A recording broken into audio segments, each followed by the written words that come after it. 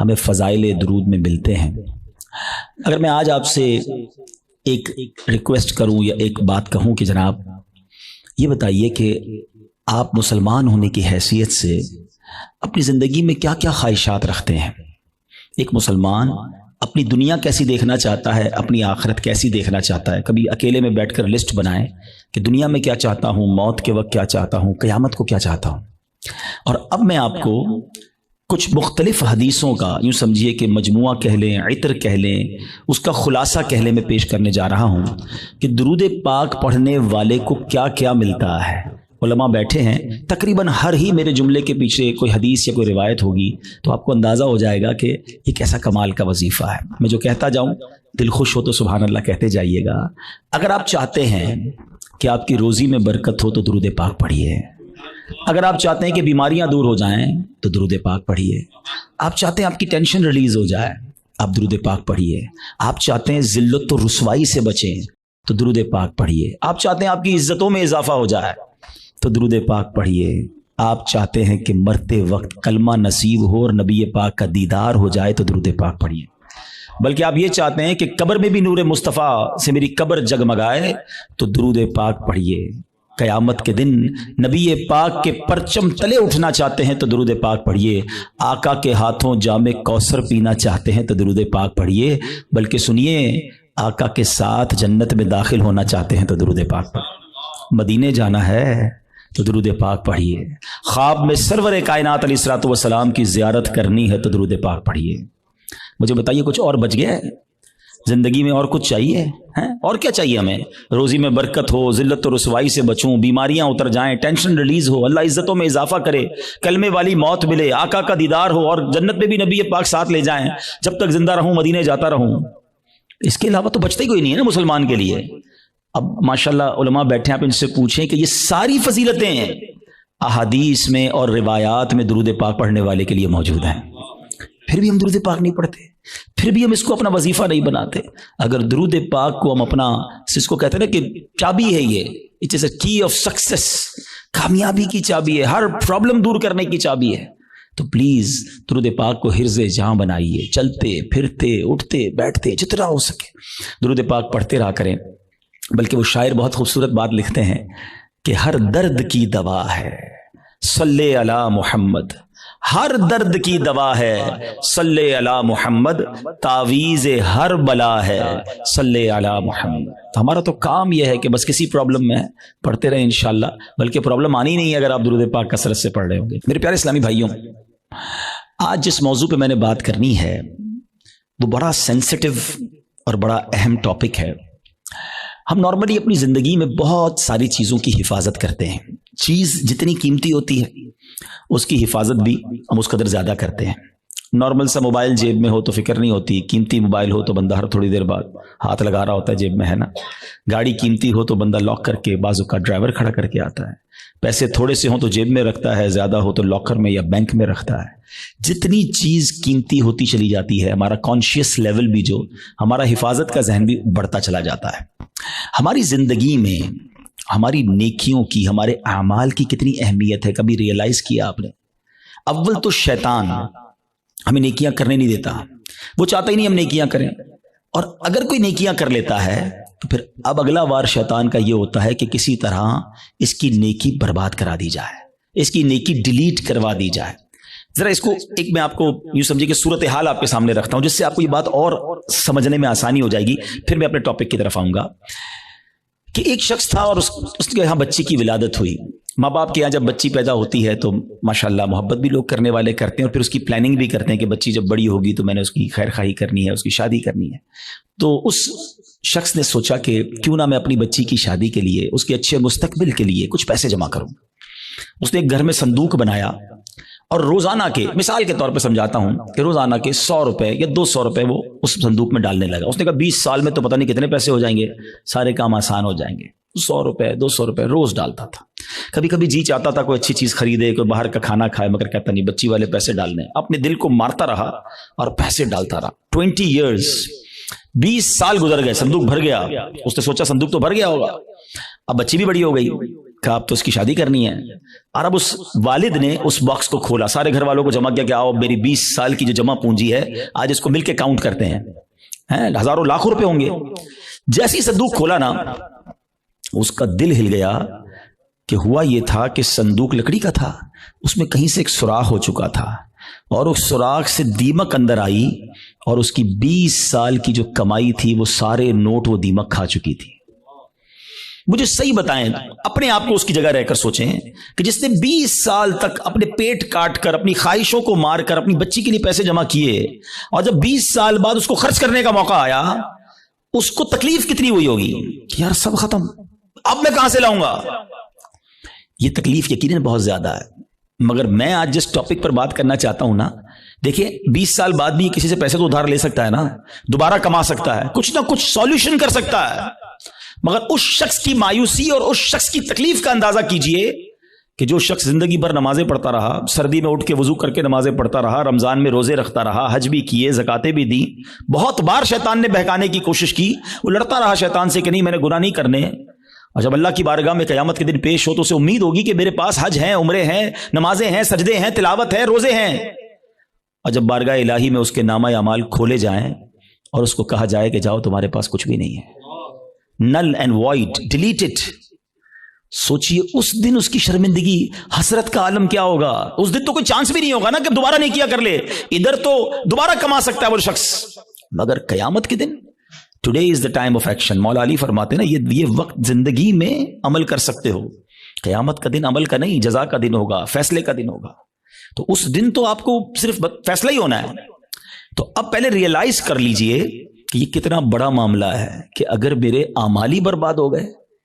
اب ہو سکتا ہے کسی کے ذہن میں سوال آئے کہ جناب یہ کون سی بات کر رہے ہیں کہ اعمال کیسے برباد ہو سکتے ہیں, نمازیں پڑھی ہیں, روزے رکھے ہیں, کوشش کر کے یہ اعمال کیے. آج کے دور میں نیکی کرنا بھی آسان نہیں ہے, یہی تو میں سمجھانا چاہتا ہوں آج کے بیان میں کہ آج کے دور میں واقعی نیکی کرنا اتنا آسان نہیں ہے, لیکن آپ اتنی مشکل سے نیکی کر بھی رہے ہیں, مگر اس کو سنبھال رہے ہیں کہ نہیں, اس کی حفاظت کر رہے ہیں کہ نہیں, اس کے بارے میں فکر مند ہے کہ نہیں. آپ کو پتا ہے کہ چور کیسے چوری کر کے جا سکتا ہے آپ کی نیکیوں کو.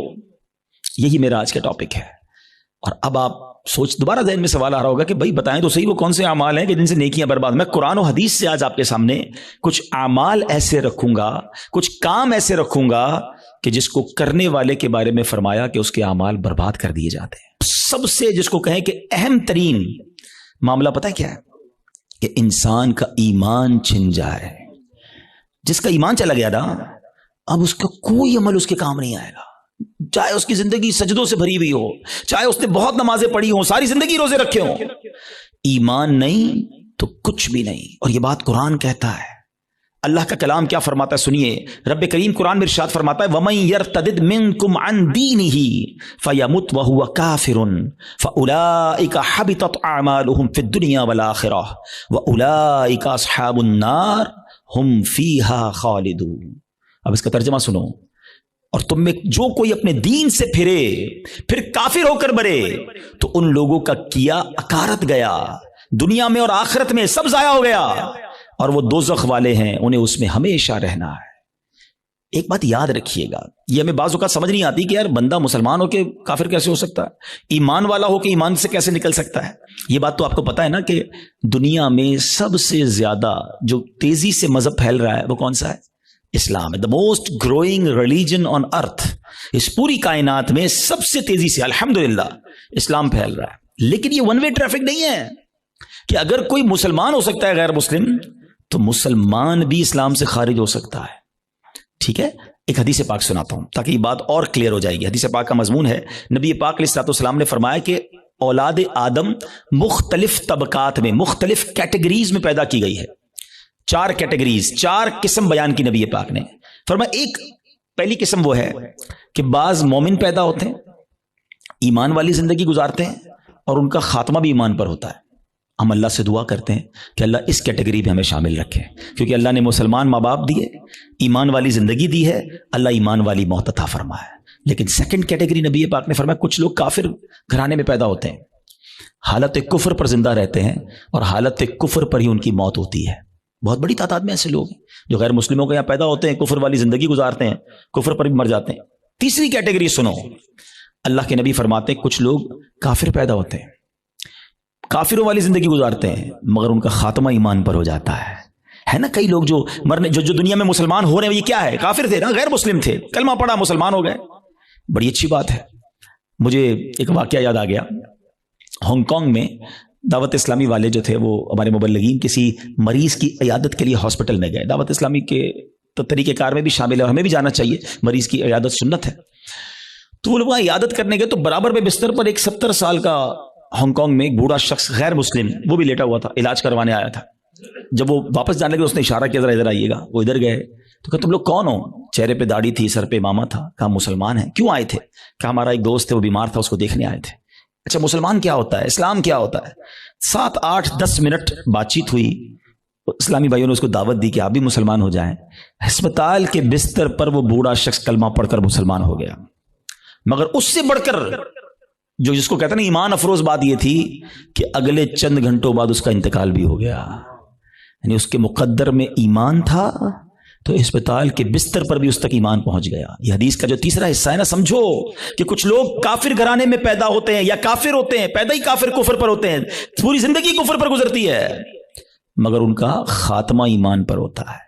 اب نبی پاک علیہ الصلوۃ والسلام نے فرمایا چوتھی کیٹیگری یہ وہ لوگ ہوتے ہیں جو مسلمان گھرانے میں پیدا ہوتے ہیں، مومن پیدا ہوتے ہیں، اسلام والی زندگی گزارتے ہیں مگر ان کا خاتمہ کفر پر ہوتا ہے. یہ چوتھی کیٹیگری ڈرانے والی ہے. اس سے سمجھنا ہوگا کہ ہمارے پاس کوئی گارنٹی نہیں کہ میں ایمان سلامت لے کر جاؤں گا. ایک بڑی پیاری حدیث بچے کو یاد ہے، انما الاعمال بالنیات، ہے نا، اعمال کا دار و مدار نیتوں پر. ایک اور حدیث ہے انما الاعمال بالخواتیم، اعمال کا دار و مدار خاتموں پر ہے. خاتمہ ٹھیک ہونا ضروری ہے. ہم اس کی تو میں سے بہت ساروں کو تو فکر ہی کوئی نہیں کہ یار اچھا اس کی بھی فکر کرنی ہے، اس پر بھی کوئی بات کرنی ہے، اس کی بھی کوئی سیکیورٹی کرنی ہے. سوچئے نا. اچھا پھر اب یہ حدیث آپ نے سن لی، قرآن کی آیت سن لی، صحابہ نے بھی سنی، اولیاء نے بھی سنی. خود نبی پاک کا ایٹیٹیوڈ کیا تھا؟ اللہ کے حبیب علیہ الصلوۃ والسلام کی بڑی مشہور دعا ہے، یا مقلب القلوب ثبت قلبی علی دینک، اے دلوں کو پھیرنے والے میرے دل کو اپنے دین پر ثابت قدمی عطا فرما. اللہ کے نبی دعا کر رہے ہیں جن کے صدقے ہمیں دین ملا ہے. ہم تو نعت میں پڑھتے ہیں نا، تیرے صدقے میں آقا سارے جہاں کو دین ملا. وہ آقا دعا کر رہے ہیں کہ اے اللہ میرے دل کو تیرے دین پر ثابت قدمی عطا فرما. ہمارا کیا حال ہونا چاہیے؟ ہمیں ہر وقت کی فکر ہونی چاہیے مگر نوبڈی کیئر اباؤٹ اٹ. بات بھی نہیں کرتا کوئی. اعمال کو بچانے کے لیے سب سے پہلے ایمان کو بچانا ہوگا. اچھا اب دوسرا سوال آتا ہے کہ ٹھیک ہے حضرت سمجھ آ گیا کہ ایمان کی حفاظت کی فکر کرنی چاہیے، ایمان بڑی سینسٹیو چیز ہے. اب یہ بھی بتائیے کہ ایمان چلا کس چیز سے جاتا ہے؟ ہاں یہ اہم کوسچن ہے کہ ایمان سے بندہ خارج کیسے ہو سکتا ہے. اچھا پھر شیطان ہے نا، ابھی بھی ہو سکتا ہے کسی کے ذہن میں یہ بات ڈال رہا ہوگا یار کیسی عجیب سی بات کر رہے ہیں مولانا صاحب، 50 سال کا تو ہو گیا، 60 سال کا ہو گیا، ساری زندگی کلمہ پڑھا اور اب ایمان سے بھی جا سکتا ہوں. جناب یہ بات پہلے سمجھنی ہوگی. میں آپ سے ایک سوال کرتا ہوں، 70 سال کوئی بے ایمان رہا، غیر مسلم رہا، صدق کے دل سے کلمہ پاک پڑھے، مسلمان ہو جائے گا؟ ایمان میں داخل ہو جائے گا؟ ایک جملہ ہی ہے نا. مگر دل سے کہا 70 سال کی کفر کی زندگی ایک طرف، ایمان میں آتے ہی پچھلے گناہ بھی معاف ہو جاتے ہیں. تو کیا کوئی 70 سال مسلمان رہ کر کوئی ایک جملہ ایسا کہہ دے ہیں معاذ اللہ، اللہ کی توہین کا، اللہ کے نبی کی توہین کا، اسلام کی توہین کا، جس کو کفریہ کلمات کہے جاتے ہیں، تو وہ بھی اسلام سے خارج ہو سکتا ہے. تو سب سے پہلے تو زبان کی احتیاط ہے. Think before you talk. بات کرنے سے پہلے سوچو میں کیا بول رہا ہوں، یہ کہیں اس گفتگو میں میرا ایمان تو غارت نہیں ہو جائے گا. تو آج یہ خیال ہی نہیں ہے. اب اس پہ بڑی بڑی سازشیں ہوئی ہیں. فلموں کے گانے ایسے بنائے گئے، کامیڈی شو ایسے بنائے گئے، یہ کامیڈینز یا فلموں کے گانے یا جناب دوستوں میں ہنسی مذاق، کبھی دوزخ کا مذاق، کبھی جنت کا مذاق، کبھی معاذ اللہ فرشتوں کا مذاق. ہماری لمٹ ہے، ہم مسلمان ہیں، ہماری باؤنڈری ہے. لوگ کہتے ہیں ریڈ لائن ہوتی ہے. بھائی ریڈ لائن مسلمان کی یہ ہے کہ وہ ان باتوں پر گفتگو نہیں کر سکتا، اس کا مذاق نہیں اڑا سکتا. ایک حد ہے ہماری نا، ہم جو چاہیں منہ میں بول دیں گے. دنیا میں کئی ایسے ملک ہیں جہاں کسی ادارے کے خلاف بات نہیں ہو سکتی، کسی پرسنالٹی کے خلاف بات نہیں ہو سکتی، ہم اس کو فالو کرتے ہیں. مگر ہم اسلام کے بارے میں، دین کے بارے میں جو منہ میں آیا کہہ رہے ہوتے ہیں. تو یاد رکھیں شیطان تو چاہتا یہی ہے. الٹیمیٹ گول پتہ ہے شیطان کا کیا ہے؟ کہ میں اور آپ غیر مسلم ہو کر قبر میں جائیں. وہ مرنے سے پہلے بھی آتا ہے، آخری وقت بھی بندے کے پاس آتا ہے کہ کسی طرح اس کا ایمان چھین لوں. اتنا خطرناک دشمن ہے وہ ہمارا، اور ہم سکون کی نیند سو رہے ہیں، ہمیں فکر ہی کوئی نہیں ہے. پھر دوسرا جو ایک پرابلم ہے جس کی وجہ سے ایمان برباد ہو سکتا ہے وہ ہے گناہوں کی عادت. روایتوں میں آتا ہے کہ جب بندہ ایک گناہ کرتا ہے نا، اس کے دل پر ایک سیاہ نقطہ لگ جاتا ہے، اور جب وہ بار بار گناہ کرتا ہے تو وہ ایک نقطہ ایک وقت آتا ہے کہ پورا دل ہی کالا ہو جاتا ہے۔ جب دل کالا ہو جاتا ہے تو اس پر نصیحت کی بات ہی اثر نہیں کرتی ہے، پھر شیطان کے لیے بڑا آسان ہوتا ہے اس کا ایمان چھیننا۔ میں آخری بات اس موضوع پہ کر لوں تاکہ اگلے عمل کی طرف جاؤں، ورنہ یہی ایک ٹاپک ایسا ہے کہ میں پورا بیان اس پر کروں، اور کرنے چاہیے ایسے بیانات کہ ایمان کی حفاظت کی فکر بہت ضروری ہے۔ کہ اب آپ غور کریں، شیطان جو ہے نا، میں نے جیسے بتایا کہ وہ ہمارا پکا دشمن ہے اور ہمیں آخری وقت میں ہمارا ایمان چھیننا چاہتا ہے۔ اب ایک شخص ہے جو روزانہ شیطان سے ہار جاتا ہے۔ شیطان صبح اٹھنے لگتا ہے، شیطان کہتا ہے نہیں فجر نہیں پڑھنی، سو جا، رضائی اوڑی اور سو گیا۔ صبح ہوئی نہیں اور شیطان جیت گیا، فائٹ ہوئی شیطان جیت گیا۔ دوپہر ہوئی، ظہر نہیں پڑھنے دی، شیطان جیت گیا۔ مارکیٹ میں گیا، بے پردہ عورت گزری، شیطان نے کہا دیکھ لے، دیکھ لیا، شیطان جیت گیا۔ موبائل اٹھایا، حرام دیکھ لے، بری ویب سائٹ دیکھ لے، دیکھ لی، شیطان جیت گیا۔ کاروبار کرنے لگا، شیطان نے کہا جھوٹ بول دے، جھوٹ بولا، شیطان جیت گیا۔ دھوکہ دے دے، دھوکہ دیا، شیطان جیت گیا۔ سود کما لے، سود کا کام کیا، شیطان جیت گیا۔ جس سے روز شیطان جیت رہا ہے، مرنے سے پہلے والی جو فائٹ ہوگی ادھر بھی تو شیطان آئے گا نا اس کو سمجھانے کے لیے کہ ایمان درست نہیں ہے، مسلمان درست نہیں ہے، اللہ کا کلمہ مت پڑھ۔ جو روز شیطان کی مان رہا ہے، کہیں مرنے سے پہلے بھی مان گیا تو اس کا کیا بنے گا؟ تو روز شیطان کی ماننے والے کے بارے میں یہ ڈر ہے کہ مرنے سے پہلے اس کا ایمان چھین لیا جائے گا۔ اور جو روز شیطان کو ہرا رہا ہے، سردی کے دن ہے، جی چاہتا ہے نہ اٹھوں، شیطان کہتا ہے سو جا، کہتا نہیں میں رحمان کا بندہ ہوں، شیطان کا بندہ نہیں، وہ فجر ادا کرتا ہے، شیطان کو ہراتا ہے۔ شیطان کہتا ہے حرام دیکھ، وہ نہیں دیکھتا، شیطان کو ہراتا ہے۔ شیطان کہتا ہے حرام کما، بڑے پیسے اس کام میں، وہ کہتا ہے نہیں حرام مجھے نہیں چاہیے، شیطان کو ہراتا ہے۔ بے پردگی سے اسے بچاتا ہے، وہ لڑتا ہے شیطان سے روزانہ۔ یہ فائٹ ساری زندگی رہے گی، یاد رکھو۔ اور جو روز شیطان سے لڑ رہا ہے نا، انشاءاللہ جب مرتے وقت شیطان اس کا ایمان چھیننے آئے گا نا، وہ ادھر بھی شیطان کی نہیں مانے گا، کلمہ پڑھ کر قبر میں چلا جائے گا۔ ہم بھول جاتے ہیں، وہ نہیں بھولتا، ہم سوتے ہیں، وہ نہیں سوتا، وہ جاگ رہا ہے، وہ ہم پر حملے کر رہا ہے، باریک حملے کرتا ہے۔ تو پہلی بات آج سمجھ جاؤ کہ ایمان سلامت لے کر قبر میں جانا یہ ہمارا الٹیمیٹ ٹارگٹ ہونا چاہیے، ایٹ اینی کاسٹ۔ اگر ایمان میرے ہاتھ میں نہیں رہا تو میں تو گیا نا۔ تو ہمیں اس کی فکر بھی کرنی ہے، اس کے لیے دعائیں بھی کرنی ہیں، ہماری نمازوں میں، ہماری دعاؤں میں یہ شامل ہونا چاہیے۔ آپ بزرگوں کی دعائیں تو پڑھیں نا، نبی پاک کی دعائیں پڑھیں، ایمان کی سلامتی کا وہاں آپ کو ذکر ملے گا، ایمان کی حفاظت کا ذکر ملے گا۔ ہماری دعا کیا ہے؟ یا اللہ کاروبار میں برکت دے دے، صحت میں برکت دے دے، بڑا بنگلہ مل جائے، نوکری مل جائے۔ میں نہیں کہتا اللہ سے مت مانگو، اللہ کے سوا کس سے مانگیں گے؟ مگر آخرت بھی تو مانگو نا۔ قرآنی دعاؤں کو پڑھیں، اللہم ربنا آتنا فی الدنیا حسنہ، مگر فوراً کیا ہے؟ وفی الآخرۃ حسنہ، پھر آگے وقنا عذاب النار، ہمیں عذاب جہنم سے بھی بچا۔ تو اللہ کرے کہ ہم اپنے ایمان کی حفاظت کی فکر کرنے والے بن جائیں۔ ایک اور عمل، اللہ اکبر، وہ اتنا عام ہو گیا ہے کہ جس کی وجہ سے بھی اعمال برباد ہوتے ہیں، اور وہ عمل کیا ہے؟ حدیث پاک سناتا ہوں۔ اللہ کے حبیب علیہ الصلوۃ والسلام فرماتے ہیں، اور وہ عمل یہ ہے کہ بندہ کسی سے حسد کرے۔ اچھا، حسد نیکیوں کے ساتھ پتہ کیا کرتا ہے؟ نبی پاک فرماتے ہیں ایاکم والحسد فإن الحسد یأکل الحسنات کما تأکل النار الحطب۔ اللہ کے حبیب فرماتے ہیں حسد سے بچو، وہ نیکیوں کو اس طرح کھا جاتا ہے جیسے آگ خشک لکڑی کو کھا جاتی ہے۔ اب میں مثال دیتا ہوں، آپ نے لکڑی جلائی اور آگ جلائی اس پر، تھوڑی دیر بعد لکڑی کا کیا حال ہوگا؟ ختم نا، خاک ہو جائے گی۔ یہ پتہ کیا کرتے ہیں جو حسد کرنے والے ہوتے؟ سارا دن نمازیں پڑھی، روزے رکھے، صدقے کیے، رات آئی آگ لگائی اور سارے اعمال برباد کر دیے۔ یہ نیکیوں کو برباد کرنے والا کام ہے۔ اور حسد، اللہ اکبر، آج اتنا عام ہو چکا ہے، ہر دوسرے آدمی کو دوسرے سے حسد ہے، بلکہ بھائی کو بھائی سے حسد، بہن کو بہن سے حسد ہو گیا ہے۔ نبی پاک علیہ الصلوۃ والسلام فرماتے ہیں حسد سے بچو، کیونکہ حسد ایمان کو مونڈ دینے والا کام ہے۔ ایک اور حدیث پاک میں آتا ہے حسد ایمان کو ایسے برباد کرتا ہے، حدیث پاک کا مضمون ہے جیسے سرکہ ایلوا شہد کو برباد کر دیتا ہے۔ اب سرکے کو شہد میں ڈالے، شہد کا کیا حال ہوگا؟ فرمایا یہ ایمان برباد کرنے والی بیماری ہے۔ مگر آج کوئی کسی کو خوشحال دیکھنے کے لیے تیار ہی نہیں ہے۔ اچھا، بعض اوقات پتہ کیا ہوتا ہے جب اس طرح کے بیان ہوتے ہیں، میں نے کہا نا یہ لڑائی جاری رہے گی، اس بیان کے دوران بھی شیطان ساتھ چل رہا ہوگا، کسی کے ذہن میں سوال کر رہا ہوگا یار مولانا صاحب بات تو ٹھیک کر رہے ہیں مگر میں تو حسد نہیں کرتا۔ وہ آپ کو یہ سب کلیریفائی کر رہا ہے کہ بات ٹھیک ہے مگر میں تو حسد نہیں کرتا۔ نہیں، ایسے نہیں شیطان کو حملہ کرنے دیں گے، آج مقابلہ کریں گے انشاءاللہ، ٹھیک ہے؟ اب میں آپ کو کچھ سمٹمز بتاتا ہوں، کچھ نشانیاں بتاتا ہوں کہ جس کی وجہ سے آپ کو یہ ریئلائز ہوگا کہ میں حسد کرتا ہوں کہ نہیں کرتا. پہلے تو حسد کی تعریف کیا ہے یہ سمجھ لو. حسد کی تعریف یہ ہے, the definition of jealousy, کہ اگر کسی شخص کو کوئی نعمت ملے تو میرا دل یہ چاہے کہ یہ نعمت چھن کر مجھے مل جائے یا کم از کم اس کی برباد ہو جائے. یہ حسد ہے, یہ جہنم میں لے جانے والا کام ہے, حرام. حسد کی ایک جائز صورت بھی ہے, اس کو حسد نہیں کہتے, اس کو ہماری اردو زبان میں رشک کہتے ہیں, عربی میں غبطہ کہتے ہیں. وہ کیا ہے کہ جب کسی کو نعمت ملے تو بندہ کہے یا اللہ اس کو دیے مجھے بھی دے دے. اس میں کوئی حرج نہیں ہے, یہ اچھی بات ہے, اس میں جائز ہے یہ. لیکن جو دوسری والی سائیڈ ہے وہ بہت زیادہ بڑھ گئی ہے. ٹھیک ہے, پہلے تعریف پتہ چل گئی, اب کچھ نشانیاں بتاتا ہوں, چیک کر لیتے ہیں. اگر ٹھیک ہے میرے اندر نہیں تو پھر صحیح ہے, پھر تو اللہ کا شکر ہے میرا دل صاف ہے. اگر گڑبڑ ہے تو پھر علاج بھی بتاؤں گا. اب پہلے تو لیبارٹری ٹیسٹ کر لیتے ہیں ایک دوسرے کا. چیک کیجئے آپ کی لائف میں کوئی ایسا ہے. اچھا یہ ایک اور پہلے بات بتا دوں, حسد جو ہے نا ہوتا ہی اس سے جس کو ہم جانتے ہیں, جس سے تعلق ہوتا ہے. جس سے تعلق نہیں اس سے حسد نہیں ہوتا. ہمیں فیصلہ آباد میں رہ کر برازیل کے کسی شخص سے حسد نہیں ہو سکتا, ہم جانتے ہی نہیں اس کو, پتہ نہیں کیا کر رہا ہے. حسد کس سے ہوگا؟ یا تو کسی دوست سے ہوگا, یا کسی رشتہ دار سے ہوگا, یا اپنی فیلڈ کے کسی بندے سے ہوگا.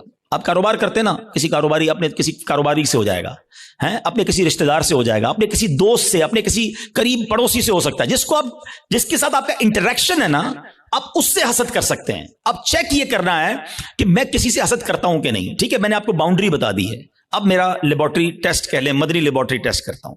اب میں آپ کو 2-3 ایگزامپلز بتاتا ہوں. اپنے آپ سے خود ہی سوال کریں, مجھے جواب نہیں دینا, آپ نے اپنے آپ سے ہی سوال کرنا ہے. پہلا سوال, دنیا میں کوئی ایک بندہ ایسا ہے, یا عورت بھی ہو سکتی ہے, رشتہ دار بھی ہو سکتی ہے, کہ یار جب بھی اسے کوئی خوشی ملتی ہے نا, نعمت ملتی ہے, ترقی ملتی ہے, دولت ملتی ہے, شہرت ملتی ہے, تو مجھے پرابلم ہوتا ہے, مجھے مزہ نہیں آتا. پہلا سوال اپنے دل میں جواب رکھیے گا, مجھے بس بتائیے گا. دوسرا سوال, کوئی ایسا ہے کہ جب اس کی تعریف میرے سامنے ہوتی ہے تو مجھے ذرا بھی مزہ نہیں آتا. میں کہتا ہوں کوئی اور بات کرو نا یار, اس کا ذکر کیوں کر رہے ہو؟ ایسا ہوتا ہے نا کبھی کبھی ہمارے سامنے کسی کی تعریف کرتے ہیں, وہ بھائی نہیں یار ان کا کاروبار بہت آگے بڑھ گیا, یار وہ تو بڑے مشہور ہو گئے, ہاں ان کو تو بڑے لوگ عزت دیتے ہیں, یار اس کی بات چھوڑو, یار کوئی اور بات کرو. اگر کوئی ایسا ہے کہ اس کے بارے میں جب مجھ سے کوئی بات کرتا ہے اور یہاں پین فیل ہوتا ہے, میں بات بدلتا ہوں. دس از دا سیکنڈ کوسچن. ٹھیک ہے, یہ دوسرا ٹیسٹ ہے.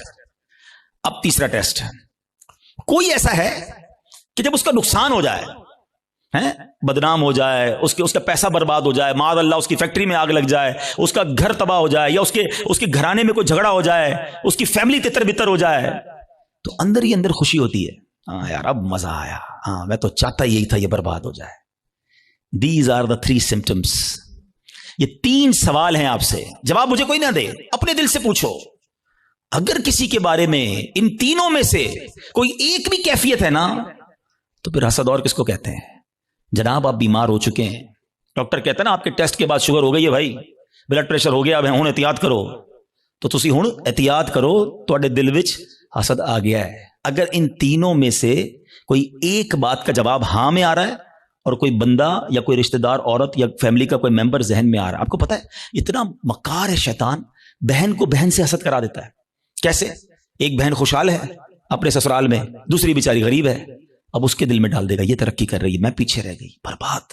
نیکیاں اچھا جس سے حسد کر رہے ہیں نا, ہم اس کا بگاڑ کچھ نہیں سکتے. ایک اور بات سن لینا, آج حسد اتنی خطرناک بیماری ہے کہ حسد ہو گیا تو جل خود ہی رہا ہوں میں, اس کا کچھ نہیں بگڑ رہا, وہ ترقی کیے جا رہا ہے, نہ رات کو نیند آ رہی ہے, اسی کے بارے میں سوچی جا رہا ہوں, دل الگ جل رہا ہے. قیامت کی آگ تو الگ ہے, ابھی سے دل جل رہا ہے. یہ اتنی خطرناک بیماری ہے. حسد کے دنیاوی سمٹمز بتاؤں آپ کو. ہمیں بہت سارے لوگ ملتے ہیں, آ کر کان میں کہتے ہیں, کبھی پرچی دیتے ہیں, نیند نہیں آتی, سکون نہیں ہے, میں سوچتا بہت ہوں. جس کو بھی یہ پرابلم ہے نا, چیک کر لے اس نے کسی نہ کسی کا حسد پالا ہوا ہے, کیونکہ وہ ترقی کیے جا رہا ہے, تمہاری نیند اڑتی جا رہی ہے, تم سوچتے ہی اس کے بارے میں ہو. پرابلم ہوتی ہے یار, ایک اور فیکٹری, ایک اور بنگلہ لے لیا, ایک اور کوٹھی لے لی, ایک اور گاڑی لے لی. ارے بھائی لے لی تو تمہیں کیا پرابلم ہے؟ اتنی خطرناک یہ بیماری ہے کہ چین نہیں لینے دیتی بندے کو. یہ سوچئے گا, یعنی اس کے دنیاوی نقصان بھی ہے نا, میں اپنی فیملی سے ڈسٹرب ہو گیا, میں اپنی لائف سے ڈسٹرب ہو گیا, کیونکہ میں نے کسی کا حسد دل میں پال لیا. یار اس کو تو میرے محلے میں کوئی نہیں جانتا تھا, آج یہ پوری دنیا میں پاپولر ہو گیا, اس کو اتنی عزت کیسے مل گئی, میں بھی تو ایک. اچھا یہ پتہ ہے صرف عام لوگوں میں نہیں, یہ علماء میں, حسد ہو جاتا ہے. نعت خوانوں میں آپس میں حسد ہو جائے گا. جو جس فیلڈ کا ہوگا نا, ہم جس فیلڈ کے, ہمیں اپنی فیلڈ والے سے حسد ہو سکتا ہے. اچھا اس کا بیان اتنا اچھا ہو گیا, اس کی آواز اتنی اچھی ہو گئی. شیطان مردود کہ کوئی خوبصورت ہوتا ہے اس سے حسد ہو جاتا ہے. بہت ساری چیزوں سے حسد ہوتا ہے, دولت سے, شہرت سے, خوبصورتی سے, طاقت سے, اقتدار سے, کوئی بھی نعمت ملے. اچھا اب سمر ٹیسٹ ہو گیا, لیبورٹری ٹیسٹ کا رزلٹ اپنے پاس ہی رکھیے گا, ٹھیک ہے. اب خدا نہ خواستہ میرے کسی بھائی کو اگر حسد ہو گیا ہے تو اس کو کلیریفائی کرنے کا طریقہ بھی بتا دیتا ہوں, اس کا علاج بھی بتا دیتا ہوں. اس کا علاج یہ ہے کہ سب سے پہلے تو آپ یہ ریئلائز کریں کہ مجھے حسد کس سے ہوا ہے. اچھا حسد کس سے ہوا اور کیوں ہوا ہے؟ کسی کے مال سے ہو جاتا ہے, کسی کی خوبصورتی سے ہو جاتا ہے, کسی کی شہرت سے ہو جاتا ہے, واٹ ایور, کوئی ریزن ہوگا نا, وہ ریزن پہلے آپ ریئلائز کر لیں. پہلا طریقہ یہ ہے, پہلا علاج یہ ہے کہ آپ اللہ سے دعا کریں کہ اللہ میرے دل کو حسد سے پاک کر دے, میرے دل کو گندگی سے پاک کر دے, دل کی ساری بیماریوں سے پاک کر دے. ایک تو دعا ہے, اللہ کریم ہے, قبول فرما لے گا تو دل پاک ہو جائے گا. دوسرا, دعا میں اس بندے کو بھی شامل کر لیں کہ اللہ اس کے مال میں اور برکت دے دے. اگر وہ اس کے حسن سے پرابلم ہے, اللہ اس کے حسن میں اور برکت دے دے. اس کی شہرت سے پرابلم ہے, اللہ اس کی شہرت میں اور برکت دے دے. ہاں ہے یہ تھوڑا مشکل, یہ اینٹی بائیوٹک ہے نا, علاج ہو رہا ہے نا. اب آپ جب کسی کے لیے دعا کریں گے نا, یا اللہ اس کے مال میں اور برکت دے دے, اور تھوڑے دنوں بعد آپ کو کوئی بندہ آ کے بتائے گا یار اس کی ایک اور فیکٹری لگ گئی, تو آپ کہیں گے میں بھی تو دعا کرتا تھا, لگنی تھی فیکٹری. تیسرا طریقہ ایک اور ہے حسد سے نکلنے کا, کہ جس سے حسد ہوا ہے نا اس کو تحفہ دے. حدیث پاک کا مضمون ہے تحفہ دو محبت بڑھے گی. ہاں لیکن یہ بتا کے مت دینا کہ بھائی تیرے سے حسد ہو گیا تھا تحفہ لے کر آئے ہوں, مولانا صاحب نے کہا, اور گل خراب ہو جائے گی. تو بتانا نہیں اس کو, ہاں بتانا چلے اس کو. اچھا ایک بات اور سمجھ لو آپ, جس سے حسد ہوا ہے نا اس کو کوئی پرابلم نہیں ہے, پرابلم مجھے ہے, ٹھیک مجھے ہونا ہے. اس کو تو شاید نیکیاں مل رہی ہوں گی اگر کوئی اس کے بارے میں غیبت کر رہا ہے, بدگمانیاں کر رہا ہے. ہمیں اپنا علاج کرنا ہے, میرے اعمال بڑے تھوڑے ہیں. وہ شاعر کہتے ہیں نفس بدکار نے دل پر یہ قیامت توڑی, عمل نیک کیا بھی تو چھپانے نہ دیا. ایک تو نیکی ہوئی نہیں, ہوئی تو بچائی نہیں. تو دو باتیں ہو گئی آج کے بیان میں, ایمان کی حفاظت اور اپنے آپ کو حسد سے بچانا ہے. ایک اور عمل بڑا خطرناک ہے اور اس کو شرک اصغر کہا گیا, اور وہ بڑا باریک ہے, شیطان کا ایسا خطرناک وار ہے کہ پتہ بھی نہیں چلنے دیتا, اور وہ ہے ریاکاری. اچھا ریاکاری کیا ہے؟ دکھلاوا.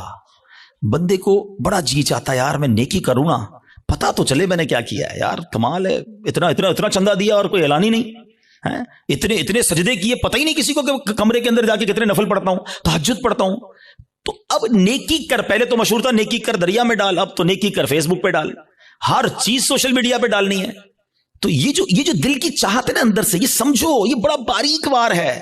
اور احادیث میں ریاکاری کے بارے میں اس قدر شدید روایتیں ہیں کہ اللہ کے حبیب علیہ الصلوۃ والسلام فرماتے ہیں کہ جب لوگ اپنے اعمال لے کر آئیں گے نا اللہ کی بارگاہ میں, اگین وہی والی بات, باکس والی بات یاد ہے نا کہ باکس کھولا تو کچھ نہیں.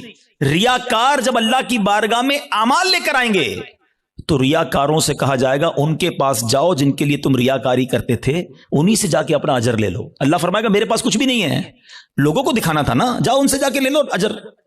ہمارا کیا ہوگا اگر ہمارے روزے, ہمارے حج, ہمارے عمرے, ہمارے صدقے اگر یہ کہہ دیا گیا؟ اور یہ اتنا باریک وار ہے شیطان کا کہ پتہ بھی نہیں چلتا, کہیں نہ کہیں بہانے سے ہم سے وہ ریاکاری کراتا ہے.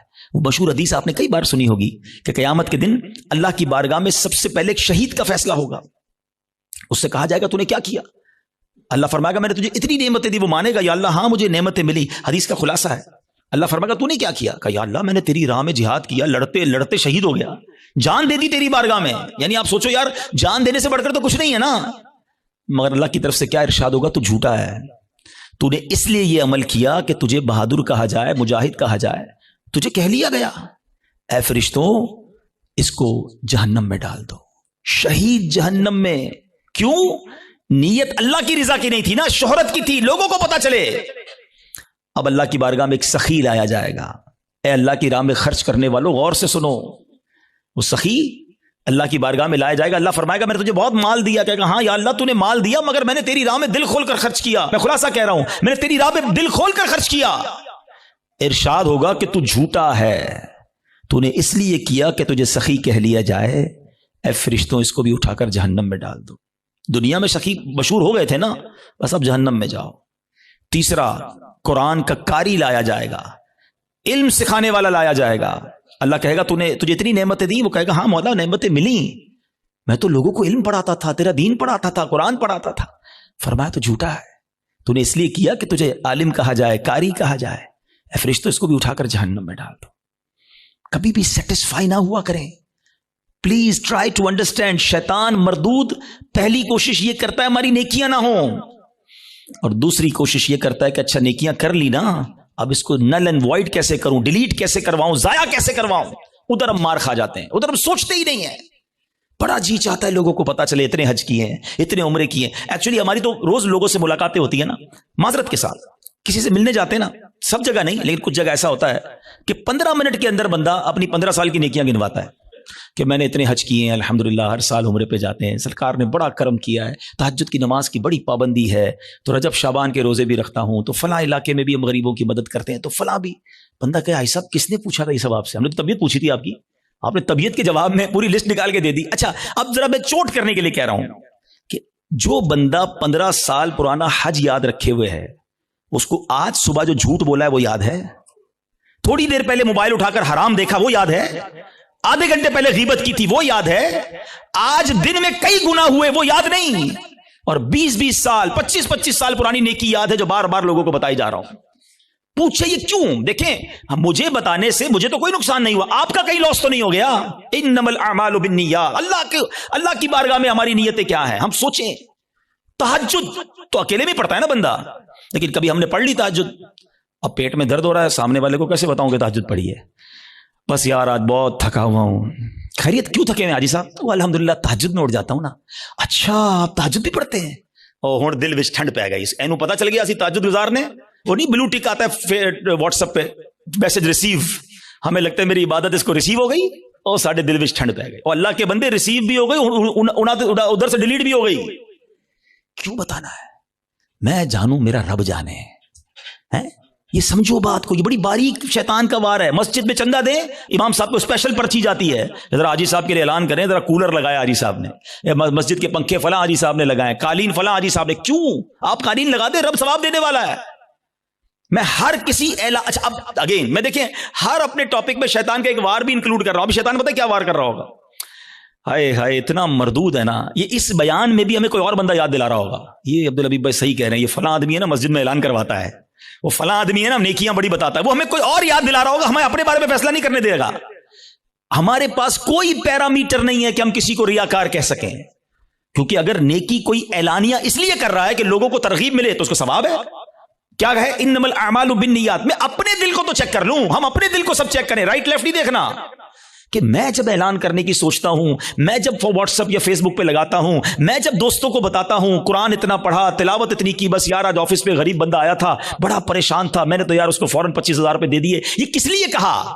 اگر اچھی نیت ہے تو ٹھیک ہے, ورنہ ہم جانتے ہیں کہ سامنے والا کا اچھا ماشاءاللہ یار اللہ آپ کو سلامت رکھے.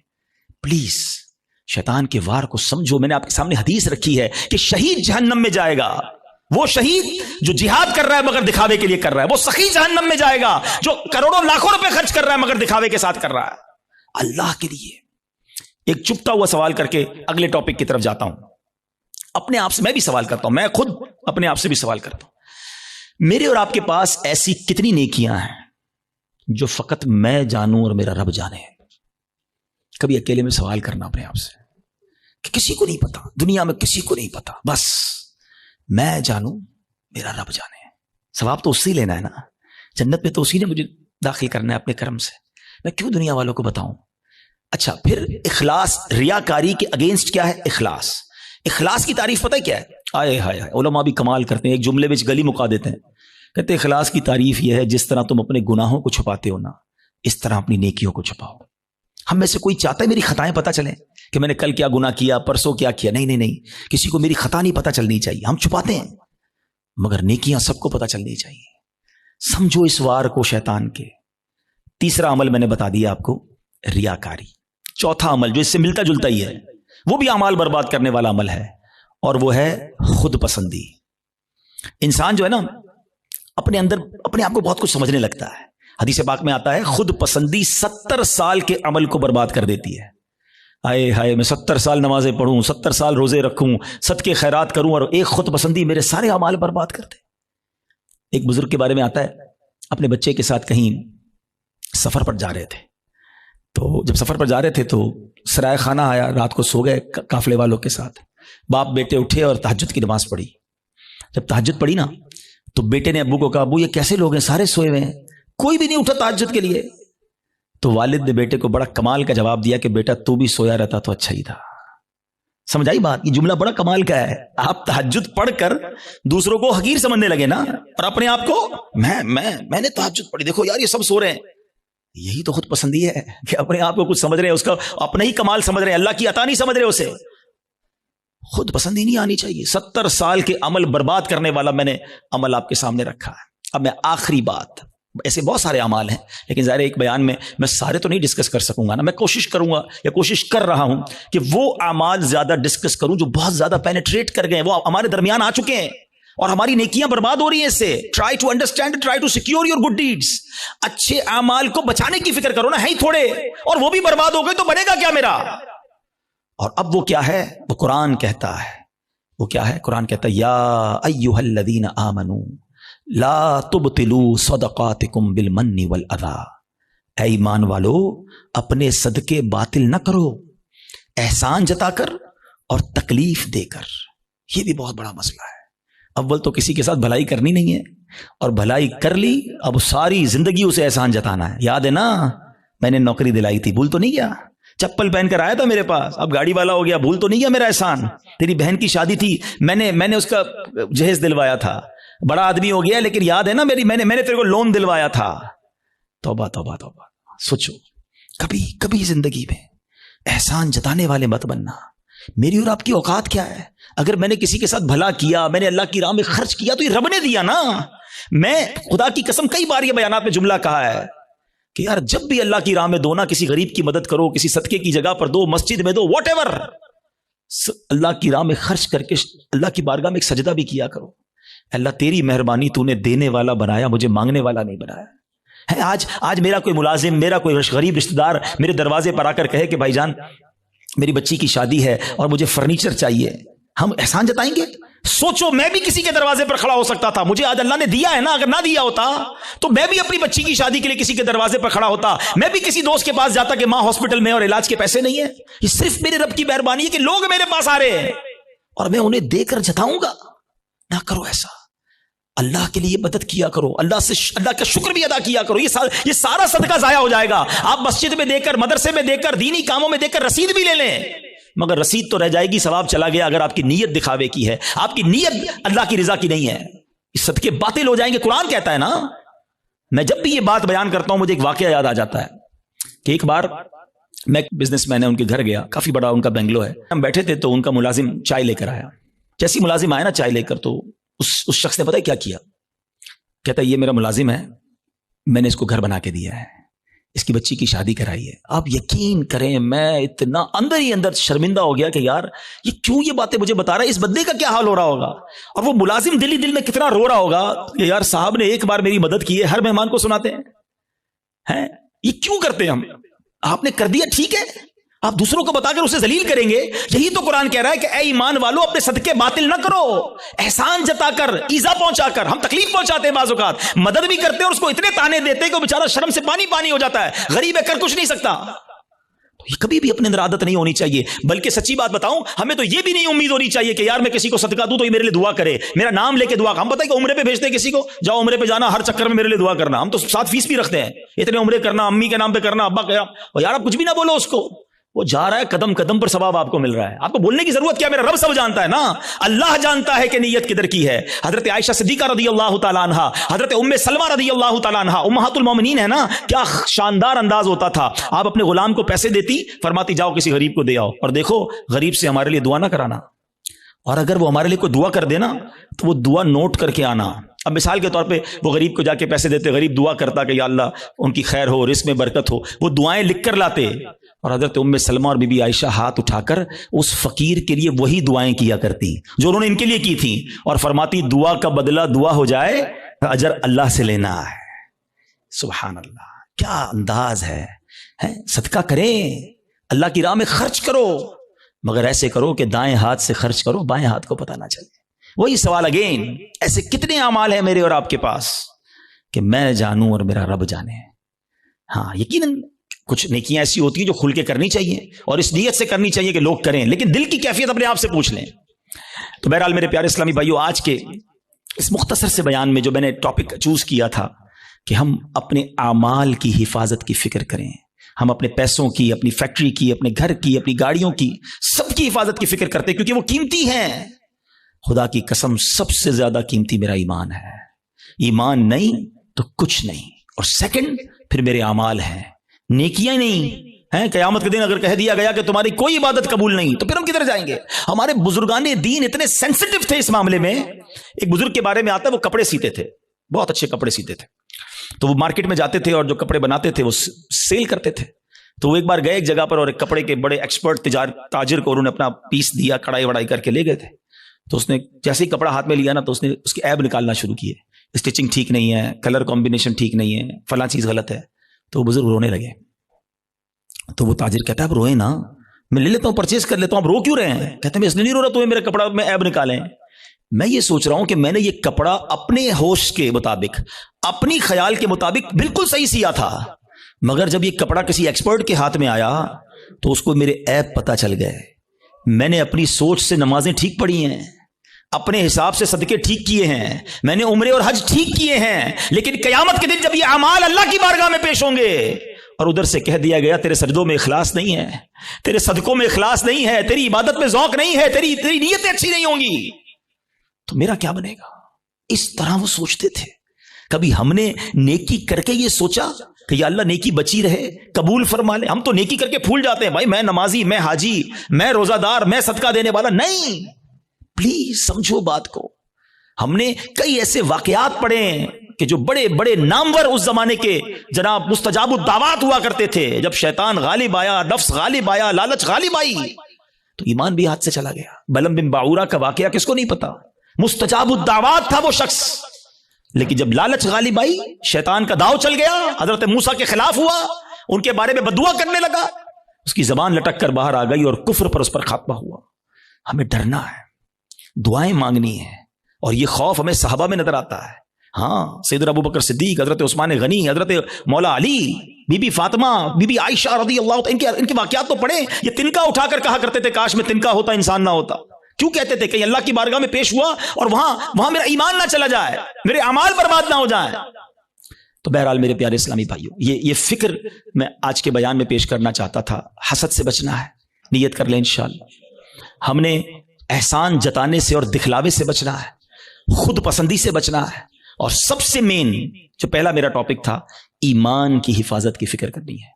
ایمان کے ڈاکو گھوم رہے ہیں، یقین کریں، اور وہ ایسا ڈاکو ہے شیطان کے نظر بھی نہیں آتا۔ اور ڈاکو تو نظر آتے ہیں نا، پولیس والا آپ کھڑا کر لیں گے، آپ کو دل کے آگے پیچھے پہرے دار بٹھانے ہوں گے۔ پہرے دار کون ہیں؟ آپ نے نماز پڑھ کے پہرے دار بٹھانا ہوگا، آپ نے کلمہ پاک کا ورد کرنا ہوگا۔ اچھا، یہ بھی بڑا پرابلم ہے، سب کی تمنا کیا ہے؟ یا اللہ مرنے سے پہلے، مرتے وقت کیا نصیب کرنا؟ کلمہ نصیب کرنا۔ آج دن میں کتنی بار کلمہ پڑھا ہے؟ یہ چیک کرو نا۔ مرتے وقت سب کو کلمہ چاہیے، زندگی میں پڑھو نا۔ اور یہ بات بڑی عجیب بتانے جا رہا ہوں، ایک بزرگ کا جملہ میں بھولتا نہیں ہوں، وہ کہتے ہیں اپنی زبان کو کلمے کا عادی بناؤ تاکہ جس دن زبانیں بھاری پڑیں گی اس دن تمہاری زبان سے کلمہ جاری ہو جائے۔ موت کے وقت نا زبان بھاری ہو جاتی ہے، مگر ہم کئی ہفتے ہو گئے کلمہ نہیں پڑھا ہم نے۔ کتنی تسبیحاں پڑھی کلمے کی؟ روز کم از کم ایک تسبیح، 100 بار کلمہ۔ اچھا، آپ کو پتہ ہے حدیث پاک میں افضل الذکر کہا گیا، سب سے افضل اگر کوئی ذکر ہے تو وہ لا الہ الا اللہ محمد الرسول اللہ۔ پورا کلمہ پڑھیں یا کم از کم لا الہ الا اللہ کا ورد کریں اور آخر میں 3 بار محمد الرسول اللہ صلی اللہ علیہ وسلم پڑھ لیں تاکہ میری زبان کلمے کی عادی رہے۔ اور جو چیز عادی ہوتی ہے نا وہ پتہ کب نکلتی ہے؟ آخری بات، چلیں یہ بھی ایک بڑی دلچسپ بات بھی ہے، اور اللہ کرے کہ میرے بیان سے کوئی یہ میسج لے جائے۔ انسان پر جب دھکا لگتا ہے نا، چوٹ لگتی ہے، مشکل وقت آتا ہے، تو جو اندر اصلی ہوتا ہے نا وہ باہر نکل آتا ہے۔ ٹھیک ہے، یہ اس کو میں آپ کو ایک ایگزامپل سے سمجھاؤں گا۔ ایک شخص تھا، بادشاہ کے پاس آیا، کئی زبانوں کا ماہر، ایکسپرٹ، اس کی زبان اتنی فلوئنٹ تھی کہ اس نے چیلنج کیا کہ میری اوریجنل زبان پہچان کے بتائیں۔ عربی بھی تو انگلش بھی تو اردو بھی تو فرینچ بھی، جس زبان میں بات کریں اس زبان میں وہ جواب دے، اور بڑی فلوئنٹ جواب دے۔ کوئی نہیں پہچان سکا۔ ایک شخص آیا، کہتا بادشاہ سلامت مجھے تھوڑا ٹائم دے، میں اس کو پہچان لوں گا۔ کہا کیسے؟ کہا مجھے اس کے ساتھ ہی رکھ دیں اپنے محل میں۔ ان دونوں کو ایک ہی کمرہ دے دیا۔ صبح ہوئی تو بندہ کمرے سے باہر نکلا، جب سیڑھیوں پہ آیا تو پیچھے سے اس نے اسے دھکا دے دیا، وہ لڑکھڑاتا ہوا نیچے گرا، اور اب اس کو برا بھلا کہنا شروع کر دیا، گالیاں نکالنا شروع کر دی۔ کہا بادشاہ سلامت جس زبان میں گالیاں دے رہے ہیں یہ اس کی اصل زبان ہے۔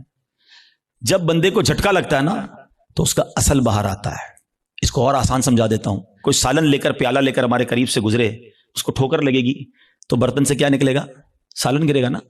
اور اگر کوئی پانی کا پیالہ لے کے جا رہا ہے، اس کو ٹھوکر لگیں گے تو کیا گرے گا؟ تو جو ٹھوکر لگتی ہے نا، جو اندر ہوتا ہے نا، وہی باہر نکلتا ہے. اب مثال دیتا ہوں، آپ موٹر سائیکل پہ جا رہے ہیں، گاڑی پہ جا رہے ہیں، اچانک بریک لگا، ایکسیڈنٹ ہونے سے بچے آپ. کیا نکلا زبان سے؟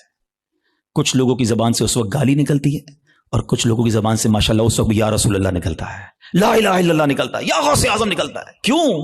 اندر اچھا بھرا ہوا ہے. جب جھٹکا لگانا تو اندر والا باہر آ گیا.